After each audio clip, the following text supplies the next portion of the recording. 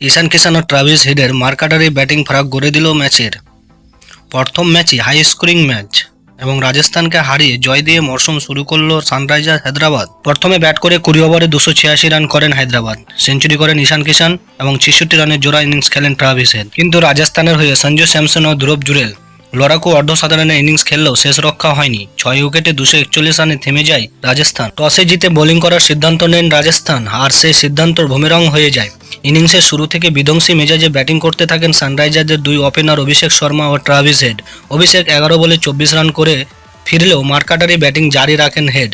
তাকে সঙ্গ দিতে নেমেন ঈশান কিষান এবং তিনি 100 রান করেন এবং ট্রাভিস হেড 31 বলে 67 রান করে আউট হন। অপরদিকে শেষ পর্যন্ত 47 বলে 106 রান করে অপরাজিত থাকেন ঈশান কিষান।